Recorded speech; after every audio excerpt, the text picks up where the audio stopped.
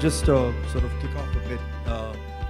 1981, I left India to go and study at UNC Chapel Hill, and my father gave me a letter, and he said, open this letter when you reach the US, don't open it before that. I was traveling on my way to the US. So I got to UNC in 1981, I opened the letter, and it was my father basically giving me words of advice.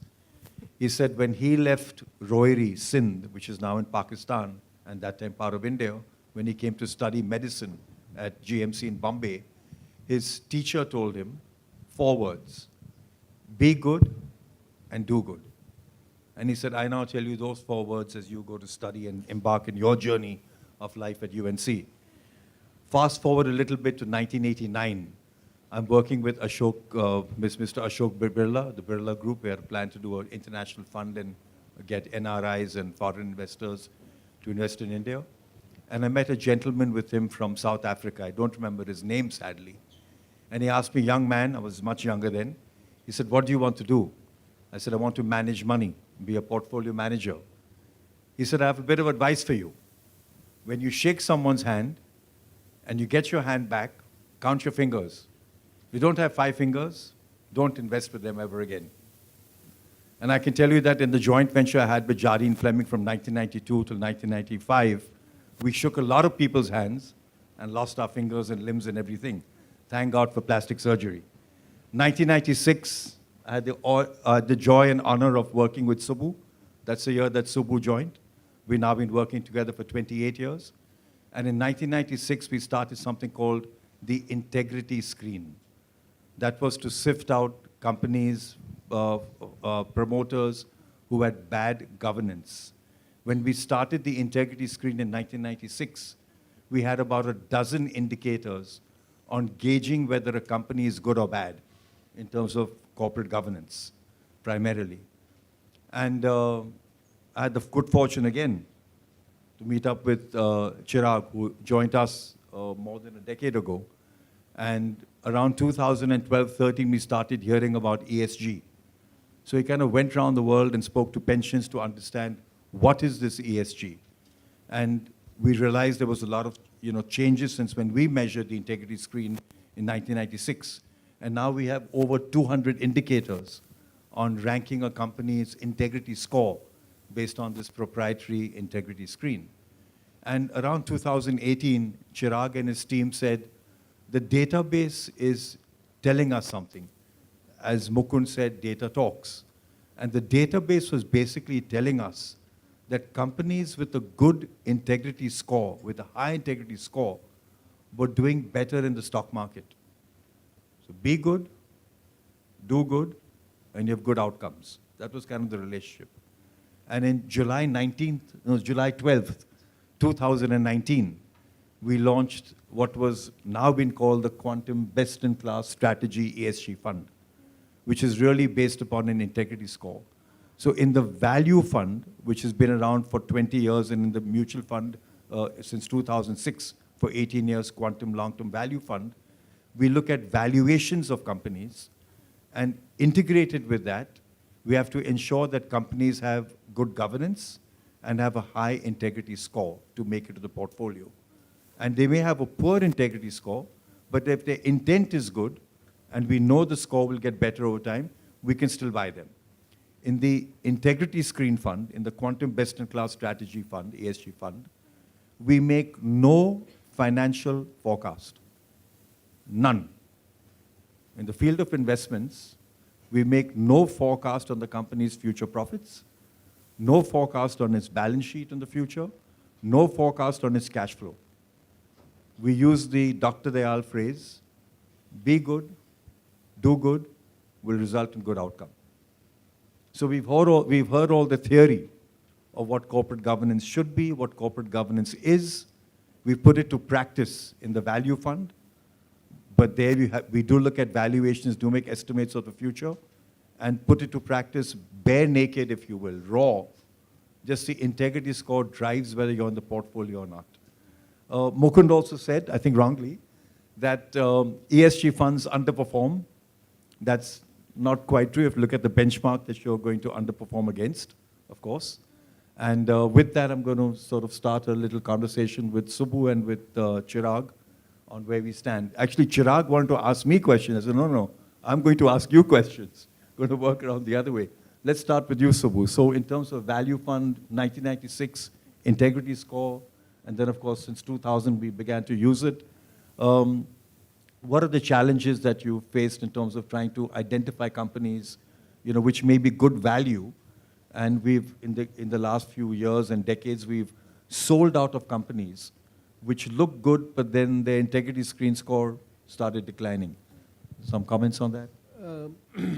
So the challenges are, so I'll just step back a little. In 96, when I first joined, it was just the newspaper articles which we read about companies and what they did, and then maybe some interaction with the management. In those days, the interaction with the management was more on financials because the data on responsibility and social issues were not there. But we could still cull out a lot of meaning out of that. And we would come back and rework and say, all this looks fine, but Subbu, this doesn't look good, or this doesn't feel good, the office doesn't feel good, this comment does not feel good, and the company is doing all these things. And that is how we began the integrity screen. And we started avoiding some companies.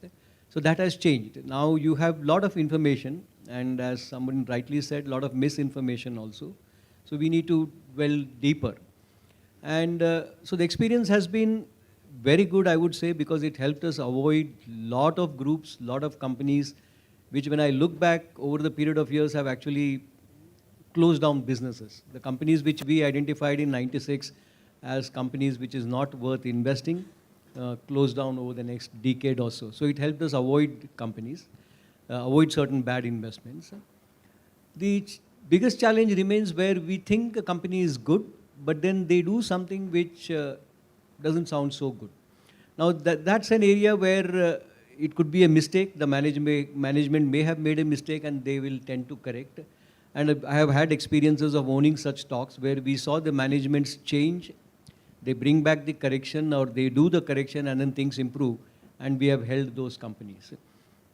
But then there are some companies which refuse to even address it, answer it, and there we go ahead and sell off. There are multiple examples of that. I'm not naming it right now, but there are many examples where we can tell that we just sold off.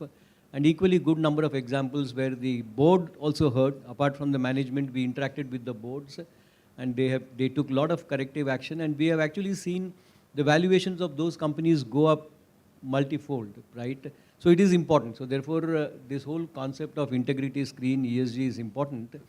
We just apply it differently. Chirag applies it beforehand. He doesn't look at numbers. We apply it beforehand, but we also look at numbers because we are a value fund, and we would like to buy it at some good valuations. Chirag, from your side, can you talk a bit about the best-in-class strategy in ESG fund? Yeah. So when we look at companies, what we want to do is essentially look at how good they are with various stakeholders. Firstly, starting with the governance in terms of how they have treated minority shareholders over a period of time, how they act in terms of business, in terms of, Mukund also said, right, related party transactions. So how clean they are from that perspective. What is the business ethics? Are they doing business at merit, or are they getting government favors to do that business? So we kind of look at the underlying core governance of each company and see how they are treating other stakeholders, right? At the end of the day, the implementers in any company are the employees, and how employees are treated, what are the health and safety standards, how they are kind of at remuneration, because we have seen many times a lot of skewed remuneration at companies, and therefore companies, our employees are not really motivated to drive those businesses. So if you look at, these are the underlying qualities under each businesses that kind of make or break the businesses over the long run. Like scalability is what we spoke in the morning, right? So you won't be able to build businesses at scale if they are not really sustainable. And we have seen it many times. If you have not looked at these factors, those were really the bad businesses to own if they had not addressed it well. So environment again is becoming an important factor. And these are not really the factors for good, but at the same time, these are many risks that are emerging in many of the businesses. It's both ways, right? Environment impacting the businesses and businesses impacting the environment is a good feedback loop that goes into evaluating how the companies are managing those risks as well. So when we looked at the integrity scores that we built on various these parameters of each companies, and when we looked at good companies faring well on these parameters, and when we looked at the return profile of these companies, the database was screaming back at us that these are great businesses who have compounded wealth over the long run. And why don't we use this as the base of our investments? And that is how we started using the integrity screen to look at if we can marry two things. One is companies that are really good at integrity on various stakeholder that they kind of have in the company, and at the same time, if they are very financially sound, whether that nexus or that combination leads to better outcomes over the long run or not. And in our back testing, we figured that these companies tend to deliver well over the long run. And in the real world also, over the last 5 years of track record that we've generated, it has essentially delivered what we hoped for, that the combination of having a good company and a good financially sound company and invest into those companies leads to better outcomes. So if you kind of look at an investor base, right, investors in mutual funds, and you both are running effectively mutual funds, the investors look at returns against a benchmark, right? Now, in the benchmarks, and sadly Mr. Ramamurthy is not here, but in the benchmarks, you have some of the most crooked companies in your score, with very low score, negative score, populate those benchmarks. So how do you deal with that fact when an investor in the general public is looking at your track record, or even the different rating agencies? They don't really remove the bad companies from the benchmarks. On the value side, you're looking at valuation, which itself is difficult in a growth market, and you have the integrity score. In your case, you just look at integrity score and you got the benchmarks, which have, so how do you react to that, to your investors in the fund who say, oh, you're underperforming, you're not doing too well, in those instances when you may be underperforming? So the first thing starts with what have I communicated to the client beforehand. So both at the mutual fund level and at the institutional level where we manage money for institutions, upfront we tell them that we have an integrity screen and we may not buy, and definitely we will not buy certain stocks. And these stocks may be in the index, they may have a large weight, and therefore if in a period they do well, we will underperform. So I have seen that many of the clients, once they know that reasoning, they are okay with that. They in fact track us and repeatedly just question that, I hope you have not changed your methodology, because they bought into our style, assuming we will stick to that process. We tell them, yes, we will stick to the process, but we will keep on evaluating. Companies may change, management may change, but certain groups we have seen, they remain the same over long periods of time.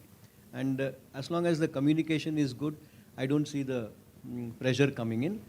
But you do feel bad sometimes, that's more internal, that your performance is not as good as the benchmark. But that's more to do with us, without compromising on what we want to do. So it's communication that helps. And from your side? Yeah, sure. So if you look at, in the financial world, we look at two things, right? Returns and risk. Can anyone tell me what is a good measure of risk in the financial world today? Anyone? Exactly. So in financial terms, what you see in fact sheets, what you see in reporting from fund managers is usually the standard deviation or drawdowns that we usually see.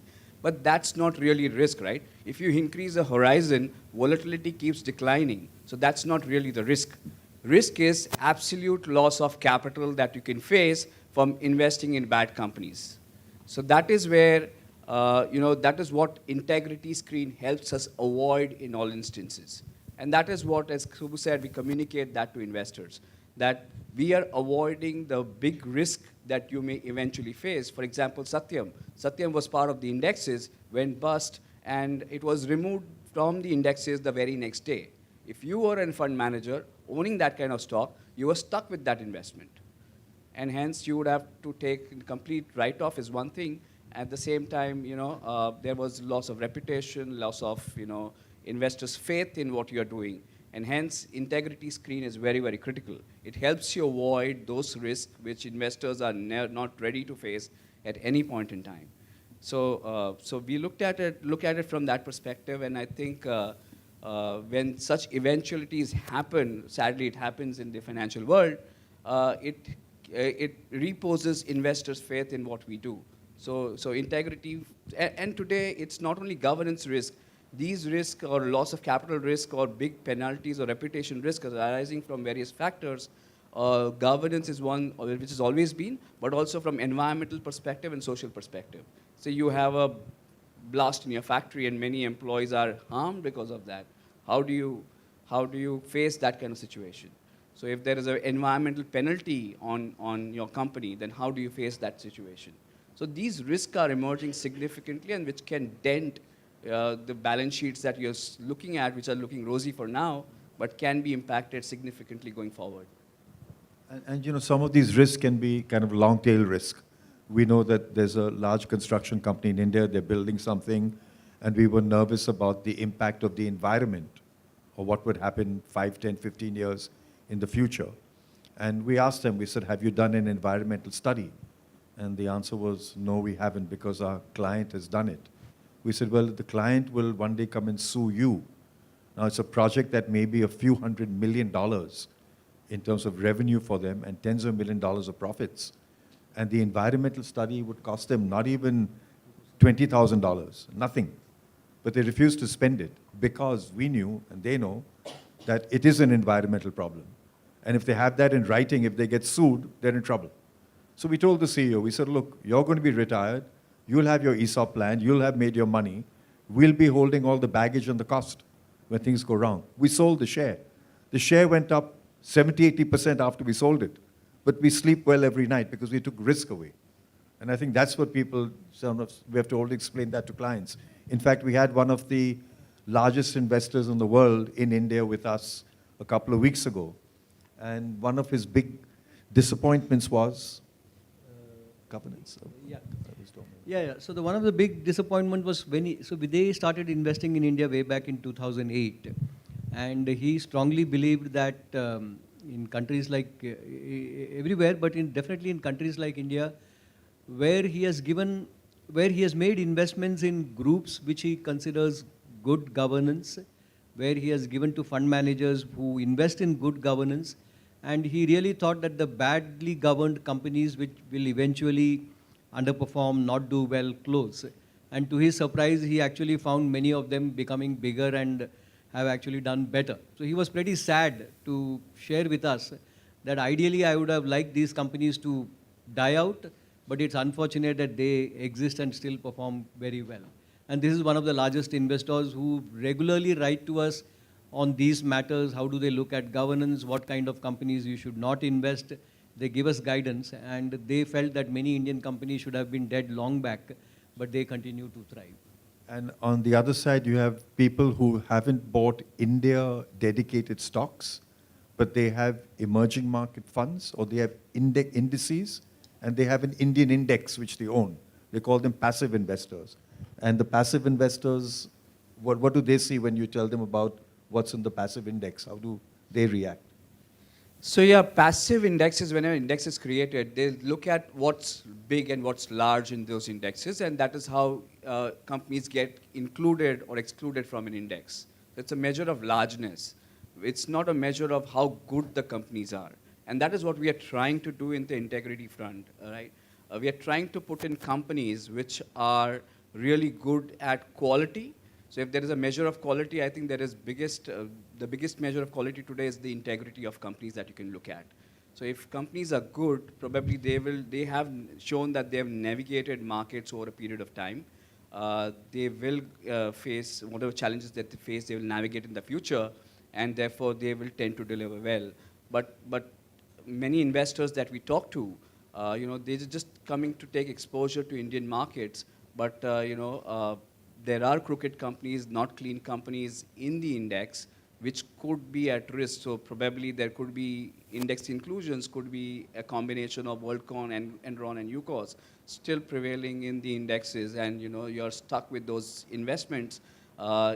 Financial loss is one thing, but the loss of reputation is one bigger thing that, when we talk to them about the governance standards of many companies in the indexes even, that is what kind of terrifies them, saying that we are invested in such companies in the indexes. So, so I think the integrity screen that the ESG fund that is called in India is what we think is a cleaner, greener way of investing in Indian markets today, and much better than in indexes. And it's not that you have to sacrifice returns to get that better quality. Our experience has shown that you have outperformed those indices, even having been more greener, cleaner than those indexes are. So at a conference a week ago when I was in Europe, we had about $8 trillion in the room, much of which has not come to India in active management. They buy passive indices to get India exposure. And when I had a discussion with some of them about what comprises what's in the index, they were shocked. And they probably will go back to the drawing board, get out of those passive investments that they made in different indices, sell out of India, and wait to find a manager, hopefully like us, who will look at governance. And what was also mentioned by Subbu, another big client who already has been in what we call dedicated India mandates since 2008, they're getting nervous. They're saying India's a great economy, sounds good. Governance is not so good, doesn't sound good.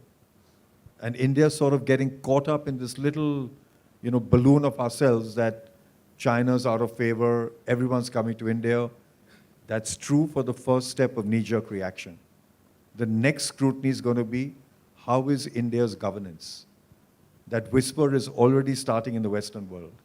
And our message to the regulators in India, Reserve Bank of India, SEBI, etc., is this, that please don't lose sight of governance, not the lip service to it. But when you have indices which comprise some of the most questionable family-run companies in the index, that's a problem. And then they have to sort of strip those companies out, and they don't want to go through all this headache. If they want to have a passive index, they need a proper passive index. We know that in 2018, when that global company set up the index, we were waiting for it to have a clean index. Yes. And then... Yeah, so we have looked at many of the ratings that are available in the market today, and when we looked at many of these ratings, they tend to be desk research, right? And you cannot really just look at disclosures that the company makes and just rate them based on the disclosures. And hence, when we looked at various of these offerings, we said that desk research will not be able to identify the areas that we really want and we really think are important or critical for a company. You have to go and visit plants, factories, talk to various intermediaries in the channels of companies to identify what the company is doing and saying is the same thing or not. We alluded about greenwashing in the previous panel, and there are instances of greenwashing out there in Indian market. Over time, it will phase out as companies or investors get more vocal, point out these issues. But until then, you have to understand that what you see and what you get is not the same thing. And hence, that is why we have not subscribed to many of these indices which are available out there. And hence, we thought let us do it our way. And I think our way of getting into the mud, trying to identify what's clean, what's not clean, and I think it's working well for us.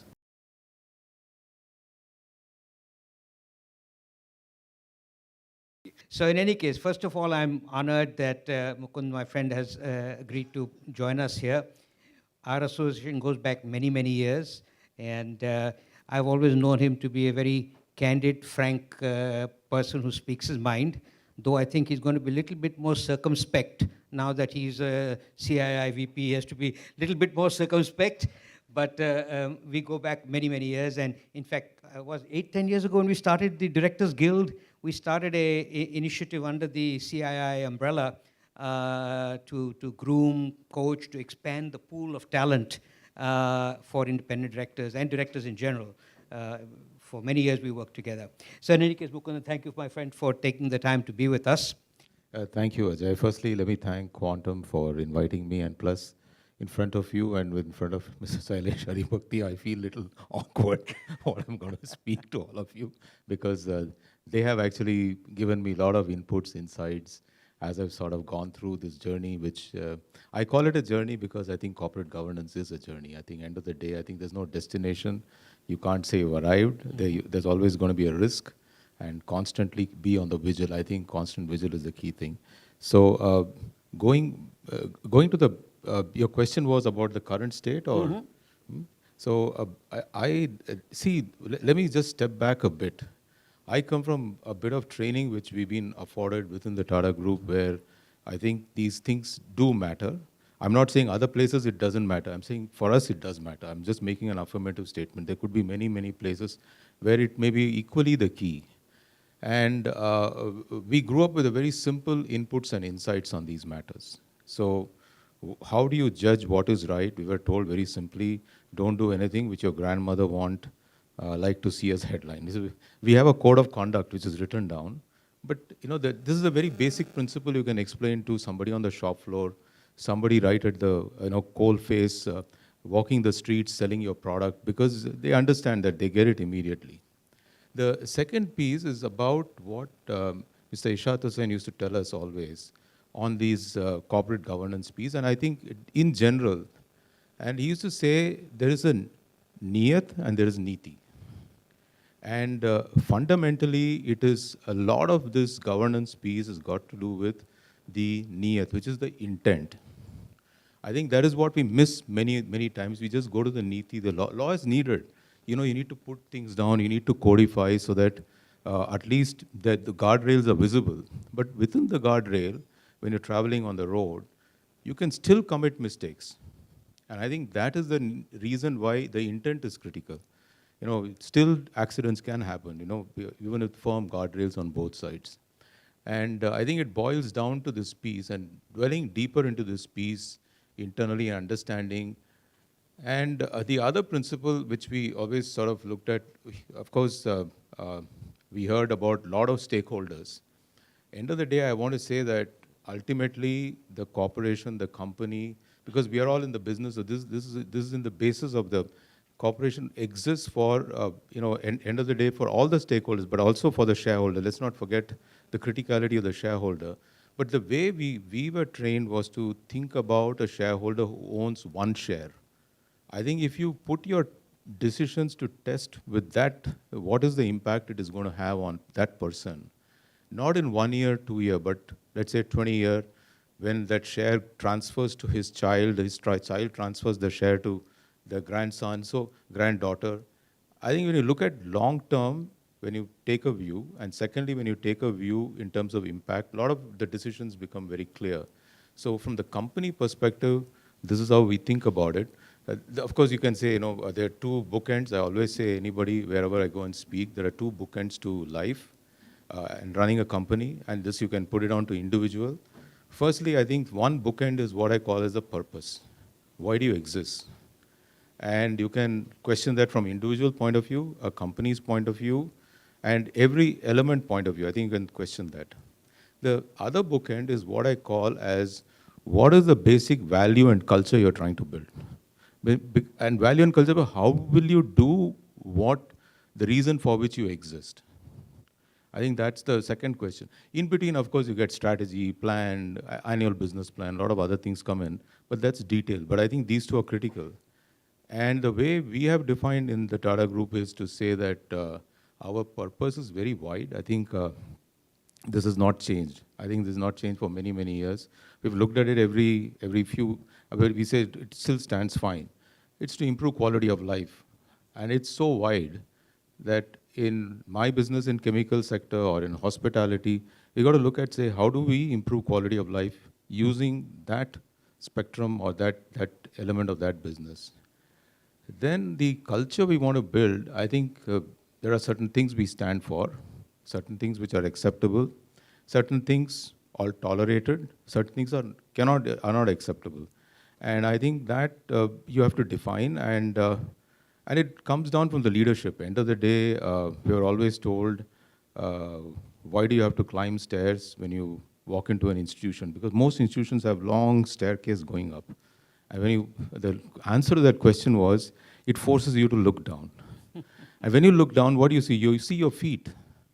And that's what everybody is watching. They're not watching what I'm saying today. They're going to be really watching, do I walk the talk? Do I do? And once you walk the talk, once you do the stuff which you do, I think a lot of things fall in place.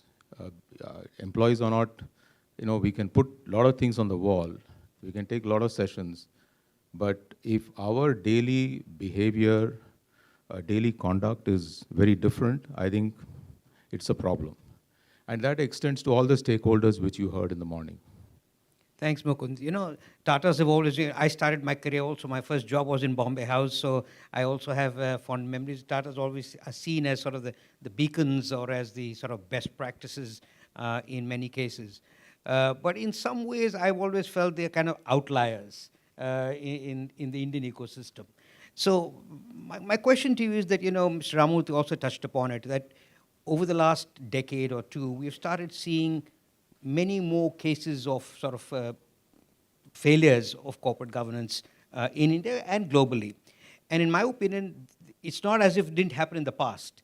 I actually think it's a good thing that it's coming out now. So it's not as if it just started happening in the last decade, it's happened in the past too. So in your opinion, what would you attribute to why do we, despite all these prognostications about, that we all know what is the right thing to do, or we should know what the right thing to do is, what do you attribute the number of corporate governance failures that we've started seeing in corporate India and globally over the last decade? I think I want to sort of also say that, the view that things are not better than before, I think is not right. In my view, things are far, far better. Mm-hmm. I think nothing makes things become better except transparency and sunlight. Today, this is the age of instant information, also disinformation, which is why you need to guard yourself against, the whole SEBI thing on, people who are promoting stocks and all that. I think you need to stay away from them. But leaving that aside, I think there's a ton of data available. And the data is telling us a lot of stuff. For example, when companies are having high profit and high inventory, I'm just taking a simple example. Do we go 2 layers down to understand what is happening in the company? I think you can't hide it. You need to be such an artful master with so many checks and balances. It is impossible. So it goes back to intent. So I think today we are in a far better place. And I think if you look at the work which SEBI has done, which has been done by, so I'm not saying this because I hold a position, you said, but I genuinely do believe that I think the standards of governance, the standards, and this is a topic which many people who are from multiple stakeholders like yourself and Sailesh, by all of you have sort of got people together to talk about it, to sort of spread the word. And it has gone down, and people have seen valuation of their companies, outcomes become really, really very good if that piece is good. So people do get it. Now, the failure piece, I'm not going to go say why failure happens, but I'm going to say what is the best way to sort of reduce the amount of failures which happen. I think that may be a better way to, because you see, at the end of the day, what we may think as black and white, somebody may not judge it in that manner. So there are only 2 elements, and I think this goes to all individuals. We learned this concept in college called Johari window. I think that is the only concept we need to continue to work on. One is, what does Johari window say about an individual? How do you improve yourself? How do you become a better individual? I think that's the same thing for the company. One is disclosure, and second is feedback. I think these are the only 2 things which you need. And as a company, you need only these 2, and the CEO needs only these 2 things. The board needs only these 2 things. Are you actively listening to your stakeholders? Do you get feedback and do you sort of get that input into your company and then start to improve? The other element is, of course, are you disclosing? And of course, there's another debate which we can have, where is transparency and disclosure same? They are not. That's where the intent comes. But disclosure is the starting point. And I think it is through this process. So what has SEBI been doing? What has Ministry of Corporate Affairs been doing? They've been fundamentally focusing on disclosure. They can't enforce feedback mechanism. They can only say once you disclose, you'll get the feedback from somewhere. At least you'll listen. So they've got various other bodies they've created in between. who are supposed to be doing the other piece of the feedback. And it should reach management. Obviously, the management and board are supposed to be fact-driven. There can be some emotional attachment, but after a point, you can't have an emotional attachment. You've got to get into the fact and admit the fact and move on. So I would just say that I think let's continue to focus on improving the level of disclosures. Let's focus on improving the level of feedback given to. When I say feedback, it is not a criticism. It is to say that, listen, where does the world benchmark lie? Where are we? So when you look at BRSR, which has come out today, that's such a rich data information for all of us, beyond just the financial information. How many of us have spent time to study BRSR of a sector? A ton of data is available. Today, in fact, we put it down together and it's very stark. We looked at manufacturing, we looked at services used taking IT services industry and banks. In some parameters, banks are actually falling behind. You would have thought they would be at the top of they are not. But within the sector, you will have people doing better. Within the sector, people doing worse. I think that data is now available. And of course, now we can say that, listen, do people measure carbon very accurately, not accurately? It'll get there. Because I think these are early stages, but at least now something is there. And boards will have to now look at it and say, Mr. CEO, can you tell us on BRSR in your sector, who is the best in each parameter? Once you put it down, I think then it can become a point of debate and improvement. And governance is all about that. If you're financially performing well, if your BRSR elements are all in fine shape, which means you're taking care of most of the stakeholders, employees, because it gets into all of them, hope is that you probably have a better outcome. So that really, I'm being very practical on how to approach this, because we can No, I get agree. into philosophy, but then Yeah. this is the bottom end of the practicality. I think that's bang on. It's a good lead in to my next question about, I remember couple of years ago when you and I were running Directors Guild, I remember that one case study that you talked about, which was the British Petroleum oil spill case study. If you remember, you had that snippet. And as I think Ajit mentioned that, Tata Chemicals is one of the few companies that has passed the quantum integrity screen. So how has Tata Chemical, I mean, when you hear the word chemicals, you automatically, your antenna goes up that, here's a company that's not doing good for the planet, is in some way damaging the environment. How have you guys been able to despite being in chemicals, maintain that sort of standard of, sustainability, integrity, et cetera? Some insights as to how has Tata Chemicals, being in the chemical industry, despite that, been perceived as a company that still upholds high standards of sustainability, ESG, et cetera? So I just on chemical piece, I just want to say that I think we've had many incidents which have created huge amount of impact, disproportionate impact, and the one which comes to everybody's mind in India, you talk about chemicals, the next thing which goes to Bhopal.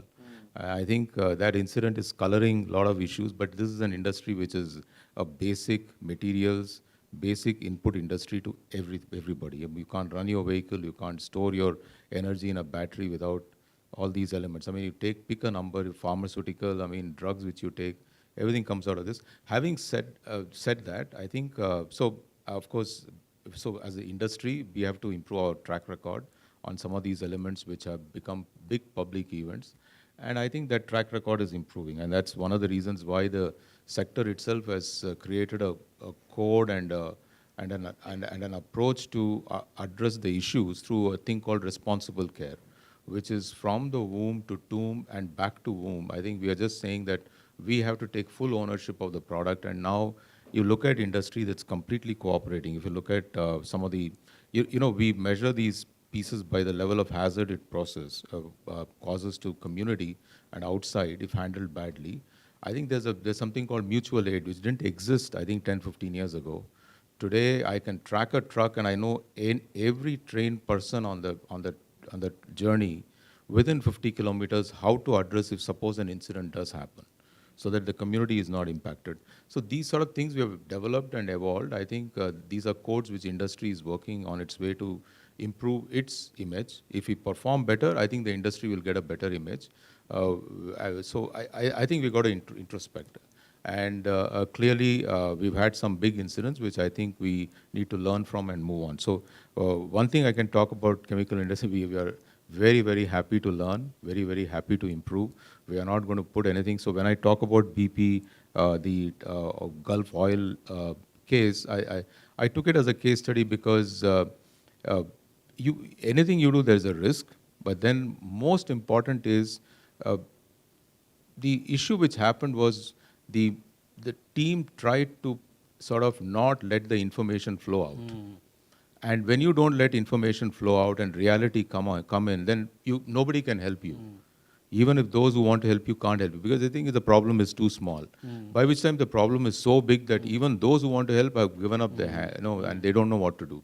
So that really is what happened because it was being brushed aside. But I think companies have learned, and I think that's on the industry sector piece. Now, as far as we are concerned, it's not that we do better or somebody does. We have our own icons in the industry who do terrific job in this business. So we sort of want to learn, want to improve. I can only say that this piece on, do you listen and do you get feedback is about the point about an incident. We were trying to sort of build a big plant in Tanzania, and this was very next to our plant in Kenya. The resource, which is about 4 times bigger, in a lake called Lake Natron. So our team had gone, the Tanzanian government had signed up, and clearly we were about to sort of take all the precautions and start the work. And by the way, in our lake there are flamingos. The flamingos are actually, offsprings are there. The nesting sites available. We take care of the entire environment. It's like you go there, it's like a tourist resort, but a plant which is running quietly next door where, but someone from UK did land up and tell us, from Bird Life, we got information that this one is little special, because apparently there is a breed of flamingos called lesser flamingos who have only 2 nesting sites in the world, one in Natron, other one in Brazil, and the species would be under threat if anything happened. So we went and met them in London, went through all the pieces of how we're going to take care, how the population actually will increase under our watch. But there is a principle in Ramsar wetland which is called principle, if you don't know, don't touch. So that's an extreme principle which says it's called precautionary principle. Precautionary principle says in environment that since you can't prove it that it will be successful, don't even start the process. Just let it be as it is. Don't even touch.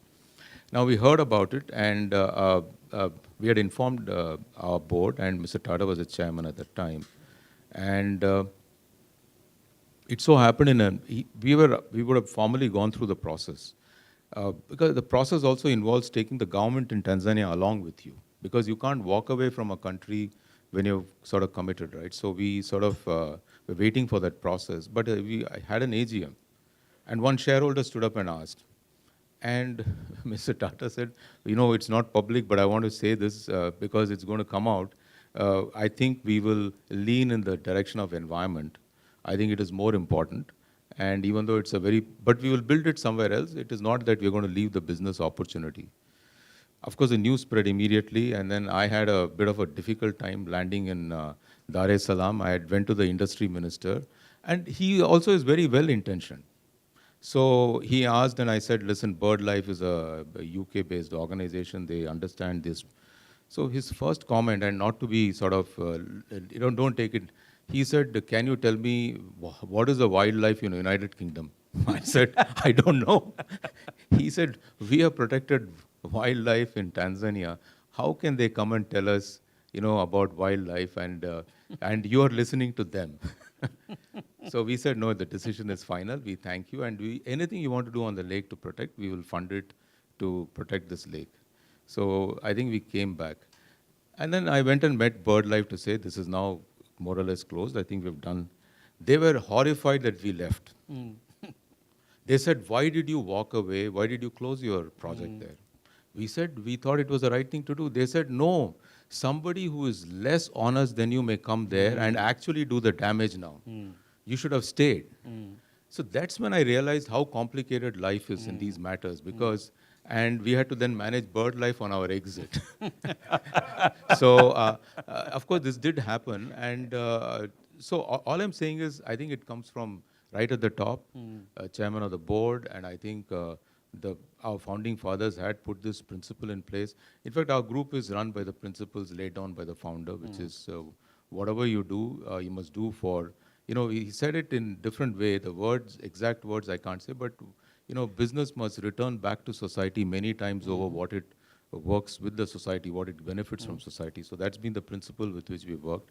And that one single action, I can write 100 things about, what is the group's philosophy on sustainability. That one single act which our chairman did at that meeting, sort of, you can't write it. After that, you'll never forget in your life. The team has a very clear view. So you do everything which is, so now, very well, much ahead of the times, we started looking at biodiversity, species protection. That's when we started the whale shark project. We actually rescue the whale shark on the Indian waters, and the reason is not whale shark. See, whale shark is a symbol. Then you protect the marine ecosystem. And now why marine ecosystem? Because the bulk of our profits come from marine products. We pump in seawater and then get the chemicals out. That's what we do. And I think, so it led to a lot of other actions, which we are still continuing. So I'm just saying that sometimes you don't write in a code, you just, through your action, you speak and you move on. Yeah, that's a great story. Before I open it up to the audience for questions, one last question for you, Mukund. You talked about transparency and disclosure, and I have a kind of a view on this, and I think, I don't know how much of this is sort of cultural. One of my big gripes in the context of corporate governance in the Indian ecosystem is too often, especially since you made that comment about disclosure and transparency, too often dissent is perceived as disloyalty. The people are sort of, we have in a very hierarchical this thing, and I think Ajit touched upon it when he recognized the compliance team here who reports directly to the board and not to the MD. Because there is this feeling that if I this example that you just raised was awesome because you had the support of the big boss. But do you find that that is a constraint that corporates often feel? They're insulated from bad news. Management is insulated from bad news because nobody wants to send bad news to management. So I found this in India that too often dissent is perceived that if I'm dissenting, I am in some way being disloyal. Is that a fair observation, or you think that's a misplaced concern? So again, it's up to leadership, right? I think I remember we had a safety incident, and this was my first meeting with the board. And so I had done as a matter of fact reporting in the slide 1. We always had a practice. First slide is about safety, health and environment, performance. Then it gets into other elements of performance. The first slide is always that. And I remember Mr. Tata leading a discussion in a 2-hour board meeting that occupied more than an hour and a half. Then I realized I was derailing the entire process by having this incident. So first thing I need to do is to not have the incident, because, and we had a very simple rule, and he had put his own set of guidelines, right? That wherever he's in the world, I think even today Chandra follows that any incident of this nature, within 4 to 5 hours, it must reach him. Now, though, we can instantly reach him. So I think if we want to get to know the bad news on safety immediately, and the idea is to help the team to cope with it immediately, help the families to cope with it.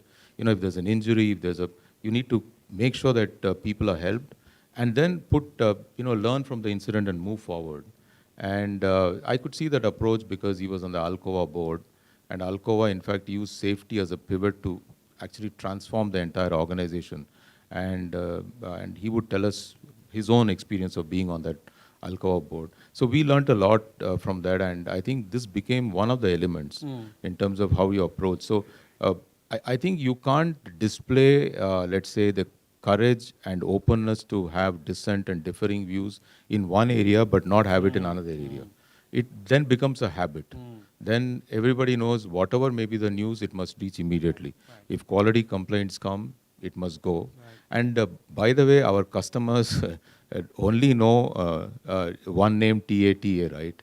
It straight away goes only to one. So even sometimes I get the complaint feedback from the top floor. So it is the fact that people are willing to sort of engage. But within the team, setting the tone is very important, and that you see it through observation. And when I joined, I remember this hotel was my first job, and our first super boss used to be Mr. Ajit Kerkar, and we would be young kids sitting on the far corner taking notes because he would call us just for observation, how these meetings went. So but he would go through the room and ask everybody's views before the meeting finished. They would, and then if you said something, the meeting would continue till that issue was resolved. And that sort of told you that, it was welcome. And sometimes it was a misplaced idea which was being placed by a youngster who was inexperienced. But we never got a view that, it is wrong to place even a silly idea. Say, okay, let's debate this. Anybody has a view. And that's how and that culture builds up. Of course, I can only say that today companies are much more non-hierarchical than before. But of course, we grew up in a much more hierarchical, more respectful. I tell you, even today, when I meet my bosses, I still say sir, but many of my young colleagues call me by name, Mukund, come here. So that's how it has become. It's more collegial now, more open, and I think levels don't matter now in the sense that they do matter, but in the sense that so information flows much more freely now. And I think that's what we need to do. So we have had challenges in the past. See, there's also another issue which we are now, if we had a debate in the board about, is it all the same? Now we are getting, at the entry level now, for example, even the manufacturing side, we're getting about 50% of, actually more than 50% women graduate engineers joining us now. So it used to be 20, 25, we've been upping. Last 3 years it's been more than 50. Now we suddenly realize that the men have to be trained to manage women engage with them. And it came Or as a report to them. Huh? Or report to them. Reporting to them is fine. I mean, that is, but this is about when the numbers become large, and then everybody has to deal. Not everybody is able to deal. And I think it's not about, then they were lacking in some skills in managing teams. This is not about gender, but generally there are some skills. I think, so every time you discover something, then you look at it and say, is there a way of exposing them? Is there a way of training? Is there a way of... once the culture is not about fault finding, not a culture of you go after the person, but on the issue, you remain on the issue, I think openness naturally comes, in my view. But it's set at the top, by the way. You cannot put it down in a set of paper. Great point. So again, though I had said that was my last question, I do have one last lead in before I open it out. Again, in the you made this number of references to the board. Mr. Ramamurthy also touched upon, we've seen boards in India. There are boards and there are boards. Tata boards probably, and I've known many of them who have been on many Tata boards, who are, as you said, it's a sort of tone at the top. But one of the complaints has been that boards in India, I guess largely, and I don't want to use Tata as an example only because I still believe you're a kind of an outlier, is that, we have a very promoter-driven environment in India, more so than the Anglo-Saxon model. In the Asian model, there's far more sort of concentrated ownership, much more. So do you find that the boards, and I have had many discussions on this, that one of the big gripes against Indian boards has been that they are too compliant and don't necessarily show this independence that they are supposed to. I remember when you and I used to run the Directors Guild, we used to have this conversation about independent directors, and your position was a director is a director, whether he's independent. I remember that comment from you many times. You were very candid about it. I don't care, to me, whether you're independent or executive, a director is a director. You've always voiced that opinion. But do you have a view on, again, taking away from the Tata example, do you feel that the boards in India do need to sort of up their game in terms of becoming more vociferous, becoming more knowledgeable, continuing being in a continuously learning mode with all the new technologies, things. I'm on a couple of boards we keep talking about. Many of the boards don't understand cybersecurity, for example, as a case in point. Do you feel that the caliber of our boards in the Indian ecosystem, in a broader generic sense, there is room for improvement? See, I think when you say that promoter-driven companies are any different or any less, I have a view which is different. I think when there's a strong shareholder whose view is much more longer term, actually it is far beneficial. See, we keep telling our mutual fund subscribers, which you see in think long term, 3-5 year horizon, but still people will check the price every day, morning, evening, 2% up, 2% down. This is the habit. I've seen so many people look at it when you travel in the train. You see this all the time. The reality is that I think a promoter whose interests are fully aligned with the company, which means if the company benefits, the promoter also benefits. I think it's a good thing in some ways. What is the big issue there? The big issue is related party. I think on that there are checks and balances which have been put in place in the sense that are you treating another company which may be related in some way in the same fair manner as what you would treat any other supplier, any other customer. I think as long as you take care of that piece where you sort of don't look at it, I don't see a big difference. The difference happens because within the board, I think there's not enough conversation about all the directors sitting down and saying what matters to them. If they have that honest conversation, even with the promoter, even with the chairman of the board, to say what matters to them, I think they will be more productive. There's a lot of assumptions when you come on the board. I think we need to improve in a way. I think this one director told me the process of onboarding a director, getting them into the company must include these open, honest discussions about what is being tried to achieve. And if somebody is very transparent, you'll really know that, listen, sometimes mismatch of time. I as a director may be coming in, independent director, looking at is it fine for next 5 years or when I'm on the board? But the horizon which somebody else may be looking maybe 20 years. So if you look at the case, I'm going to go completely out of, normally I don't take on any other company's name, but if you look at Amazon, it was negative cash, loss-making company for years and years and years. That takes a lot of courage to say that I'm going to back this because this is going to break. And I'm pretty sure the market, some market players understood, some market players didn't understand. And the same is the case going to be with AI. You know, markets are rewarding, but the use cases in AI, most of us are just learning about it, what it is going to do. So really when something new comes, the time horizon with which some of us judge versus somebody else who is visionary, that's why they are visionaries, because their direction and views. So do we have those conversations? So I think it is also about, what is the main purpose and having those open discussions so that misalignment goes out. If you're aligned and your purpose is aligned, I'm pretty sure no independent director is going to join a board where there's going to be an issue with respect to value system. Yeah, agreed. You have to cross the bar. After that, then it's a question of whether you have those debate. Great point. I just wanted to, remind everyone in some sense, and I was just asked on a TV channel what I thought of the markets and of corporate governance. And I said, right now, the way we're flashing it is we're saying the economy is all green signal to go. Stock market's a little bit of red. So be a bit careful. And it's in this time of the cycle of a market that you have to be more and more concerned about the governance of companies. Because as has been said many times before by people, including Warren Buffett, that you only realize that, when the tide goes out, who's standing naked.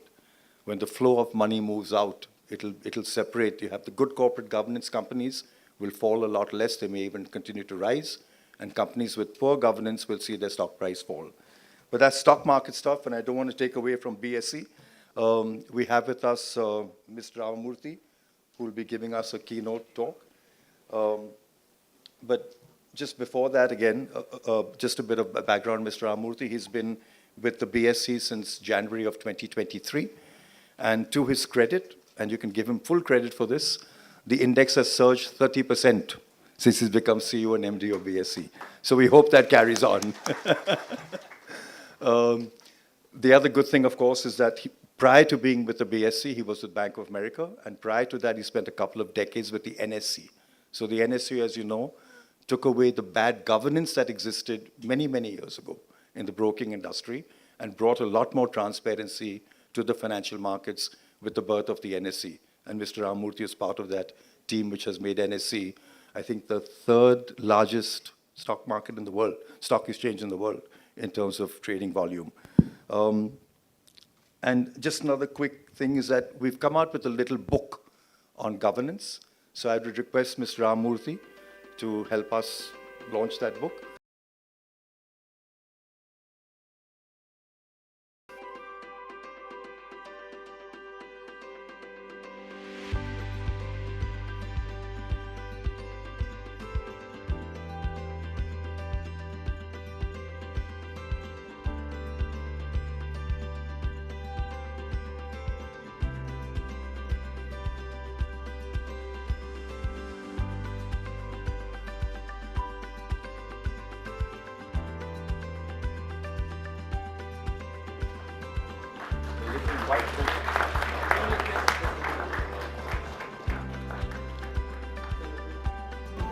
And with that, I also want to recognize something that to us is very, very dear to our heart. Compliance, of course, is important. Governance is important. But the most important thing really is the ability of the compliance teams to actually stand up to the board and to CEOs and tell them what's wrong.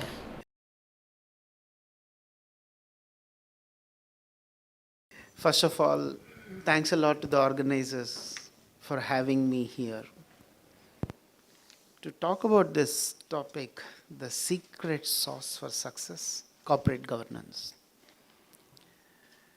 I'm not going to talk here as somebody from stock exchange. And by the way, as a disclaimer, I'm not responsible for the index going up. Corporate governance. I'm going to talk to you as a common man.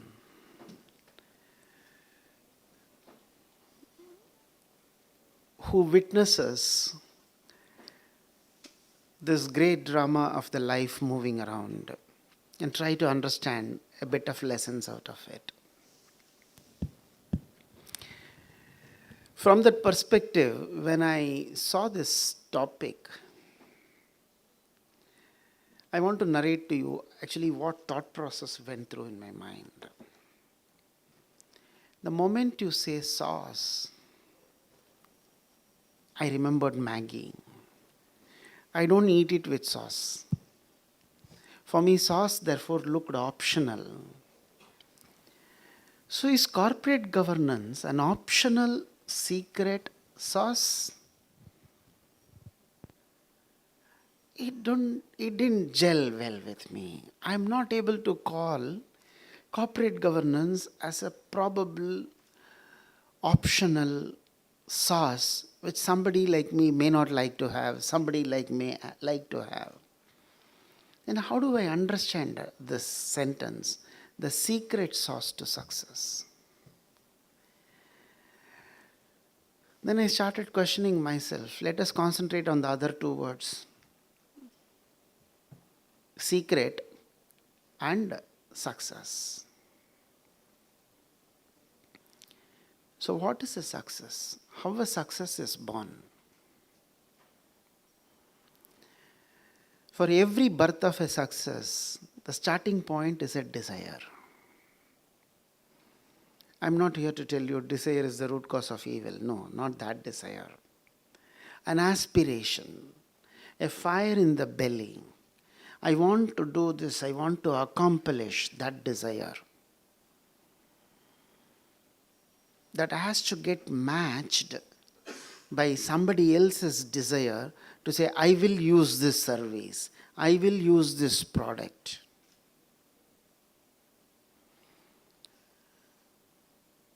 And this desire should be based on what could probably be the usable desire. That's what we call as gap analysis. Somebody makes a gap analysis and gets a desire. There is a gap, I can fill it. I need to fill it. So the desire is the starting point. Beware, desire is the root cause of evil. We'll come to that.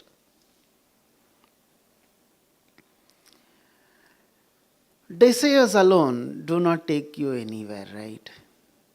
Given a choice, I would like to have the desire of being a $10,000 billion empires man.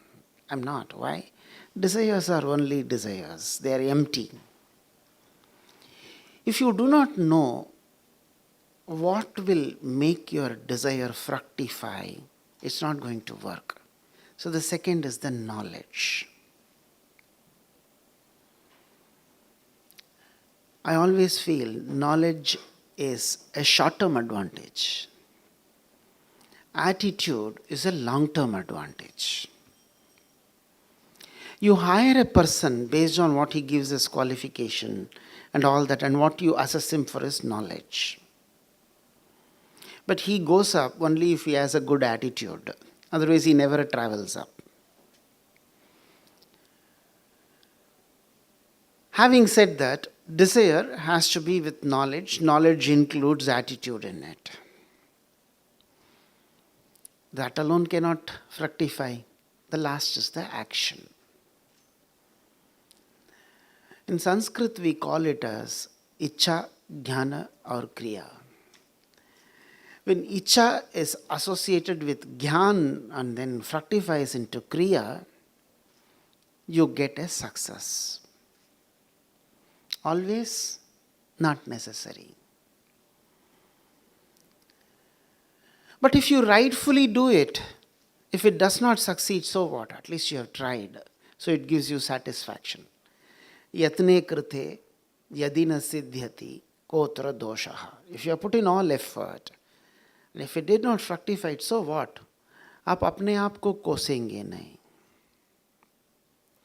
So the success is basically desire plus knowledge plus action. So I was able to understand the term success.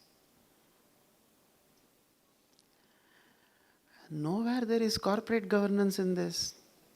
Desire, knowledge and success. The corporate governance is not visible. So you don't require corporate governance. Is it an optional sauce? Then I looked at the word secret. So what is secret? Something which is told in the ear and kept. After a lot of clues, you open up a box and inside it is in some cipher code. That is secret. I found, honestly, that's not secret. Secret is what you are not able to see unless until you have the pair of eyes for that. Things can be lying just in front of you. You don't see them. So it is a secret for you. What you are not able to see unless and until you have the right pair of eyes is secret. Now you look at it. It's not visible, corporate governance. Why? That is secret. It is just in front of you. You are not able to see it. It is part of your desire. It is part of your knowledge. It's part of your action. If you don't see it, unfortunately, it remains a secret. What is a secret? Which is very important. Only eligible people can know. Are you one eligible for success? Then you will see this secret. Because success is the outcome of these three. If you are eligible for success, you will see this secret. If you are not eligible for success, you will not see this secret. That's why probably this caption I thought for myself. Then what is the place of corporate governance in all these three? I thought these three are pearls which will result in a mala, and corporate governance is the dhaga which is just connecting all the three and makes it nicely like a pearl necklace around your neck. Why do I say it is there in every one of them? If you look at it from that perspective, it is the base. The dhaga is the base for the entire necklace. So corporate governance is the base for the success in which these three pearls are forming three important parts. It's all fine. So if it is all in the base, what is its role? And if it is not there, what happens? How it manifests as a role? How do you know whether it is there or not? These questions come up. In any business that you do with these three parts, you get into multiple people or multiple stakeholders as part of it. If you just want to buy a packet of my favorite Maggi, which I said, how many people are involved? Some manufacturer, somebody who had the thought, somebody who delivered it to the shop, some shopkeeper, some buyer, and for buyer to have the money, somebody who provided him employment. Look at the touch points. Innumerable touch point for every small thought even. We may not be realizing it. It is looking like a secret for us, but when you look at it, you see how many touch points. So in any business, there are some minimum touch points. There is an entrepreneur who had the desire. There is a customer who had the desire at the other end. And in between, there is somebody who provided him money, either a financier in the form of a debt or in the form of equity, any shareholder. And there may be a board, and in that board there are directors, and there is a chair, and there are employees. There are employee families, and the society, and the environment. All these are stakeholders. When all of them are in equilibrium, the success is sustainable, scalable. Why they should not be in equilibrium? If any one of them becomes avaricious and tries to pursue his goal at the cost of others, so long as he is in equilibrium and he is taking everybody along and tries to pursue his goal, success, secret sauce, everything taken care of. If any one of these stakeholders want to pursue their goals, detriment to the interest of the other stakeholders, then corporate governance fails. Corporate governance is all about equitable atmosphere for all the stakeholders, which makes the business scalable, sustainable, successful, helpful. Why somebody will do something detriment to the interest of others? Of course, avariciousness. What is avarice? You reposed your trust in him. You thought he is accountable for actions, what he is doing. He was making you also think that he is trustworthy and he is accountable. But what he was doing? He was pursuing his own interest at the cost of you. Then corporate governance breaks. What happens if the string breaks? The pearls go loose. There is no necklace. There is no success.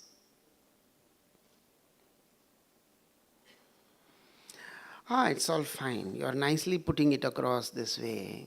Is there any evidence for what you say?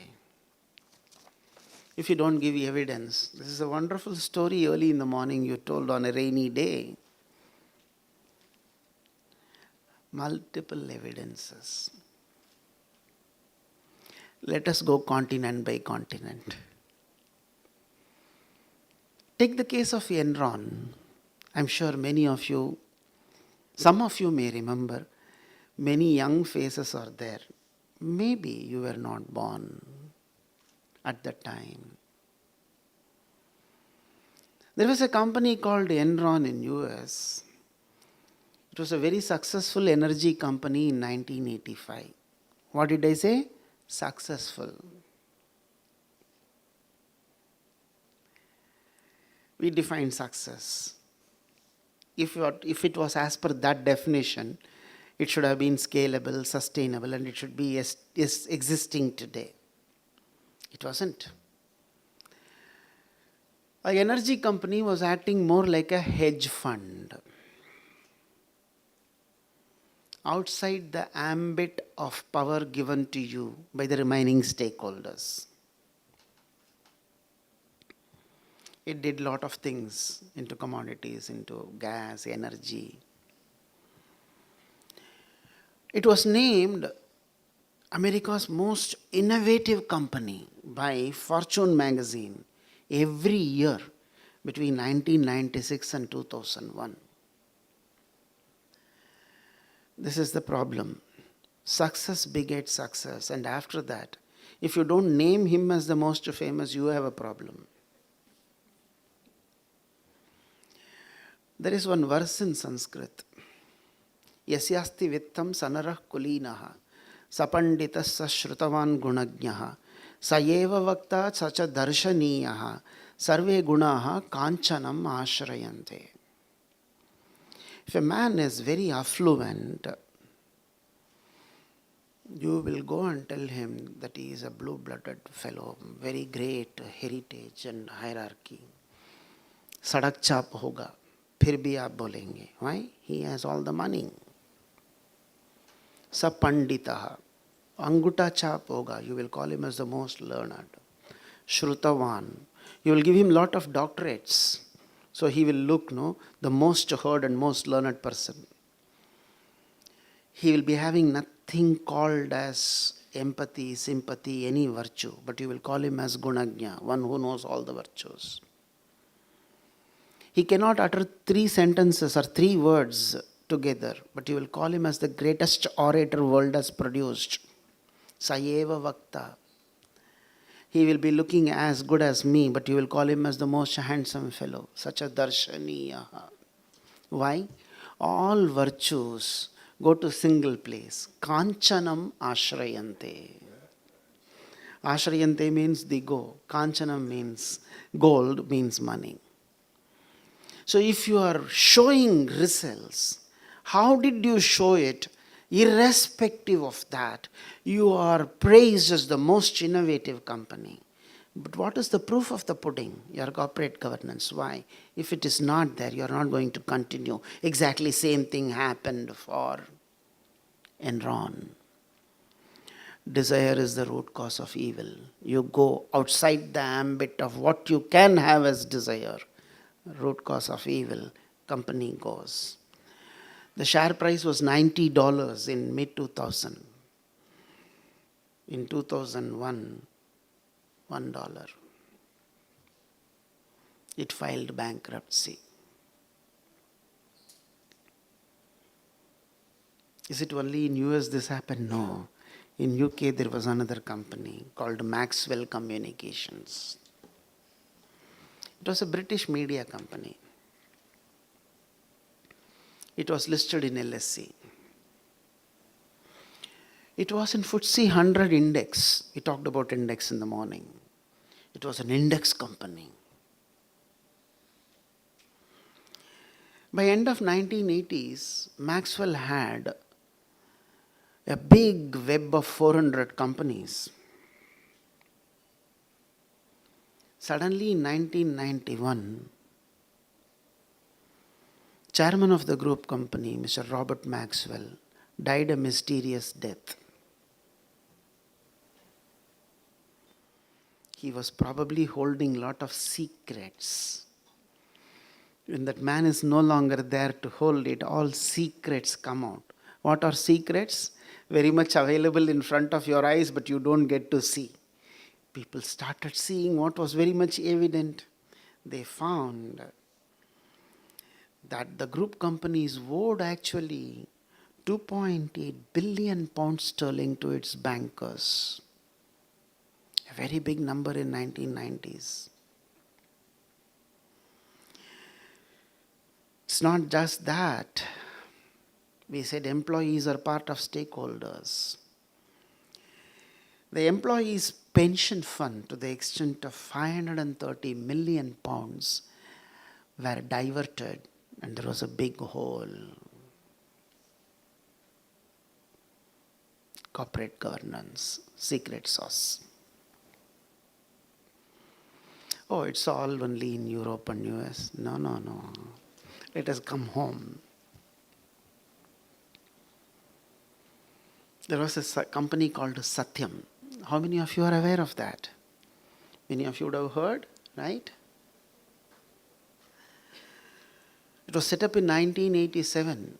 It got listed in BSE in 1991. And it got listed in NYSE in 2001. Wow. Listed in a foreign exchange, that to New York Stock Exchange. I'll cut the long story short. Lot of accounting frauds. I'm sure you'll be able to Google and see. Some of them were very funny frauds. And this also had a web of 356 group companies. The unfortunate thing is, please note this point, it had a wonderful board. Lot of professionals in the board. Generally, the board has an eye on corporate governance. Notwithstanding that, so many frauds, so much of accounting frauds which are glaring, the company went down the drain. Rest is history.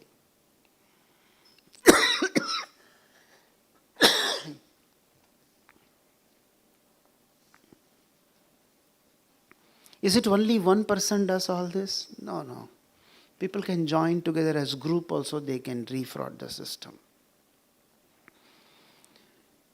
Harshad Mehta scam. What is scam, by the way? Secretly carried away money. That is scam. So what is secret? Right in front of your eyes, you didn't see it. So what is scam?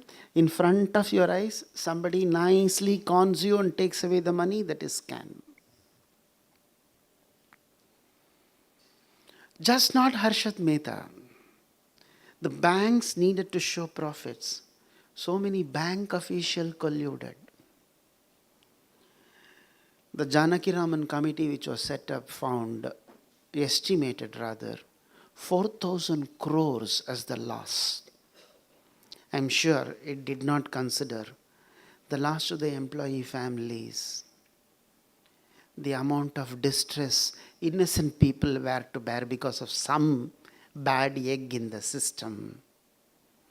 How do you quantify all of them? Oh, it's all only happening in the past. Nowadays it doesn't happen. I don't want to take very recent examples because they are live. Let me take Kingfisher as example. 2007. All related people in the board. Never showed any profit. All borrowed funds. Restructuring over restructuring. When somebody failed to restructure, story over. Person, what happened? He applied Amritanjan all over his body. Why? What is the advertisement of Amritanjan says? Gayab. That's what Amritanjan advertisement starts, right? In 3 languages it says Gayab, poye poindi, right? So this person applied Amritanjan all over the body. Gayab. So why am I telling you all this? If there is no corporate governance, there is no sustainable success. What is not true to believe, never believe.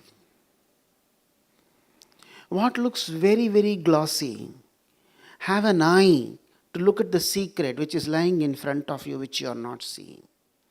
If you don't do that, you will not catch the right from wrong. These are all philosophy. What is the action?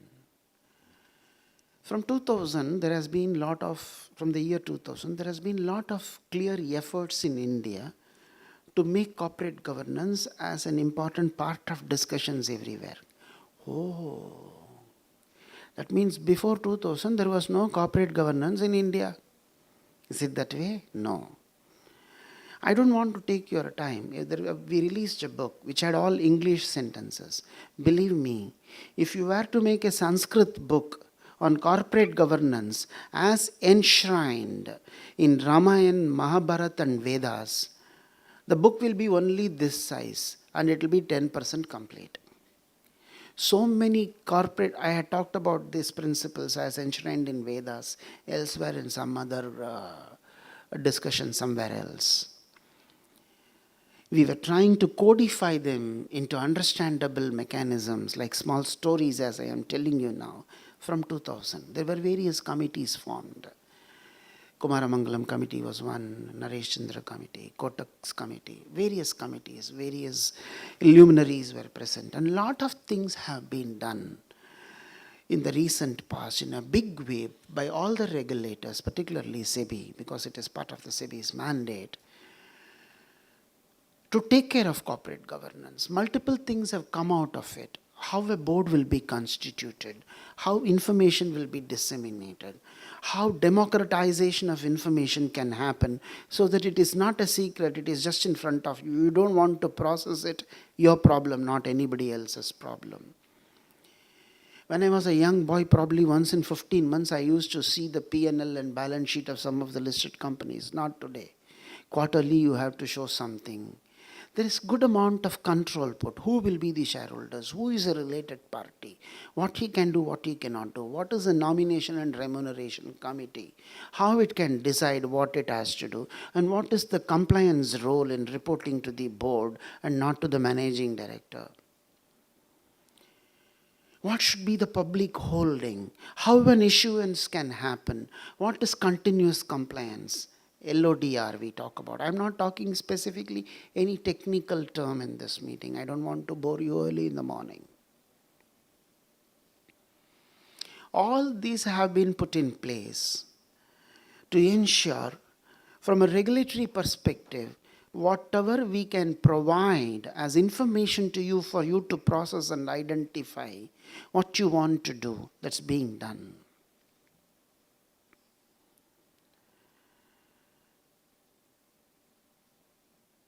Three days before, around 10:30, I received a phone call in my mobile. That fellow said, I am a shareholder of ABCD company which has been delisted by you. अब सरासर अन्याय और गलत किया है. हमारे जैसे छोटे निवेशक लोगों, I'm sorry, I'm talking in Hindi, is it fine? हमारे जैसे छोटा निवेशक के लिए ये तो सरासर गलत है और अन्याय है.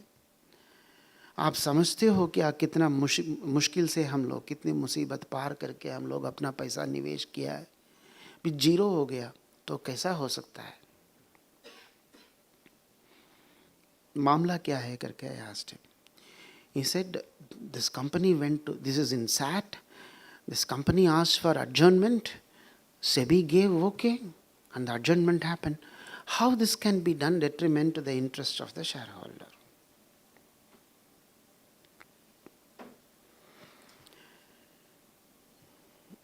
I asked him, who gave you my number? You know that I am MD and CEO of BSC. I'm not in SEBI, I'm not in SAT. Who gave you my number?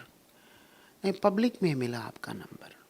बोला public में मिलना जैसा इतना सस्ता तो नहीं है मेरा नंबर और इतना मशहूर भी नहीं है. राइट? या तो मशहूर होना चाहिए या तो एकदम सस्ता होना चाहिए, रास्ते पे मिल जाए. दोनों नहीं है तो आपको नंबर कैसा मिला?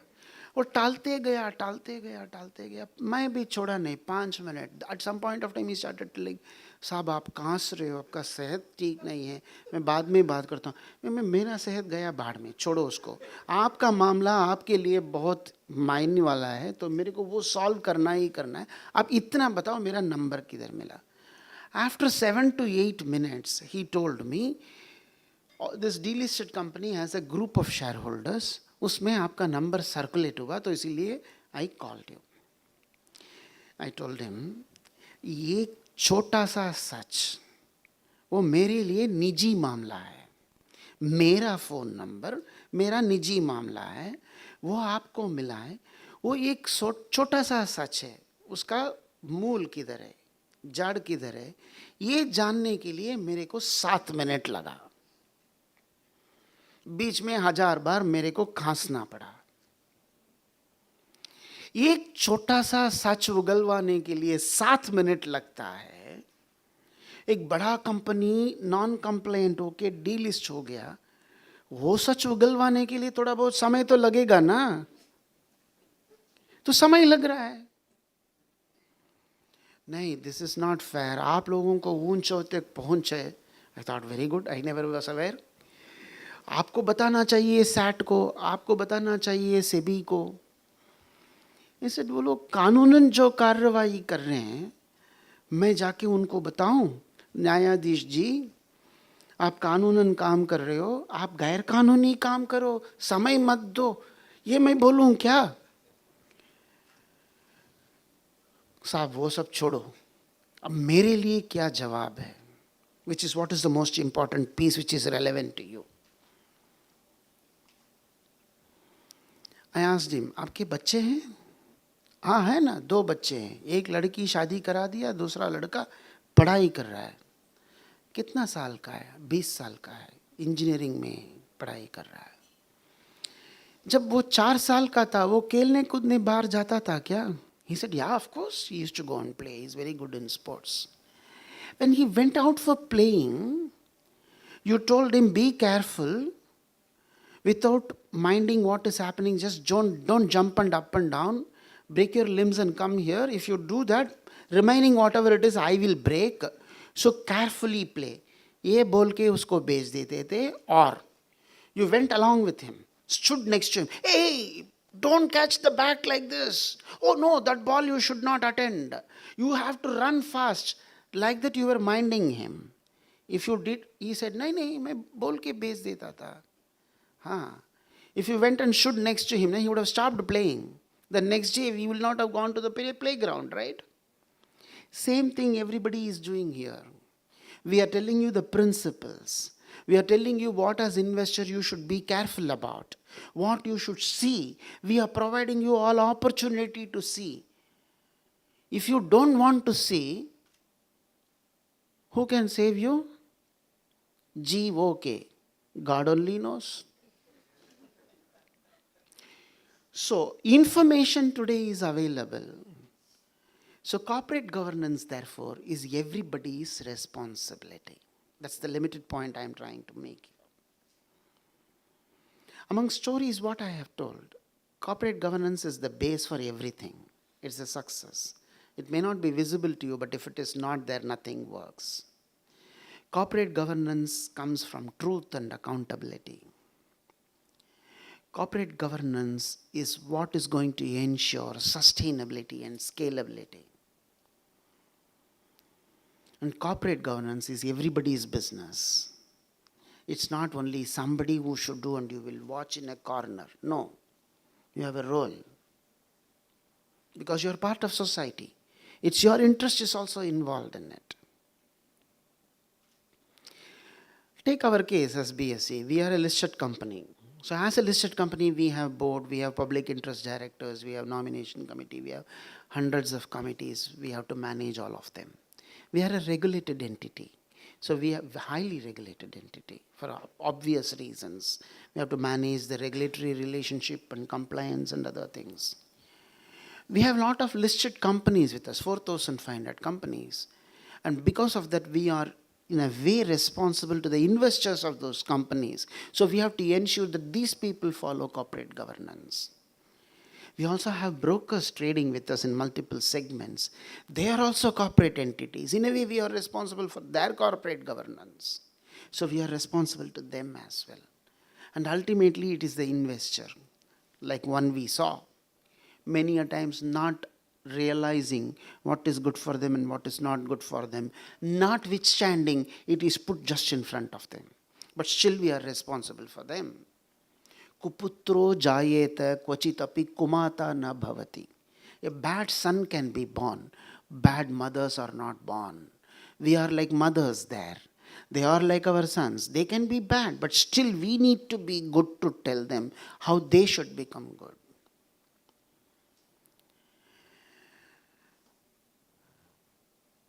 I don't want to take too much of your time. I have told enough of stories and I have exceeded my timeline.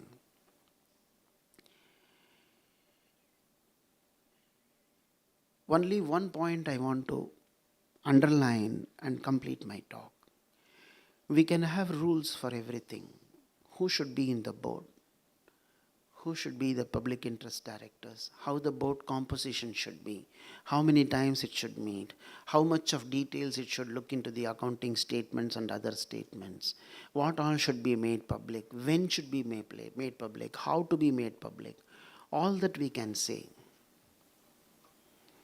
If you, as society, you are also having multiple roles. You may be in boards. You may be an employee. You may be an employer. You are, of course, a consumer. So you also have multiple roles of being a stakeholder. If you do not understand, and if you do not believe, and if you do not practice, that corporate governance is the founding stone for every one of this, no amount of rules can help India's corporate governance to stay where it is and go further up. If you look at it from that perspective, it's not greatly different from ethics and integrity. Right? Does anybody need to tell us that we need to be ethical and we should have integrity as part of our life? No need. It's as simple as the basic simple requirement. That's how I see corporate governance. Maybe I'm right, maybe I'm wrong. This is a wonderful opportunity for me, and thanks for patiently listening to all the stories that I told you. Thank you so much.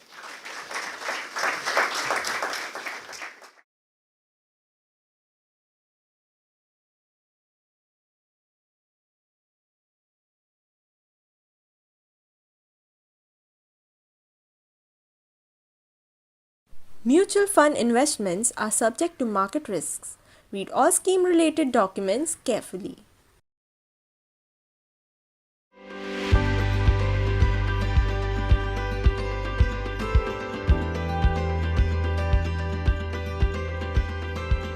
I'll just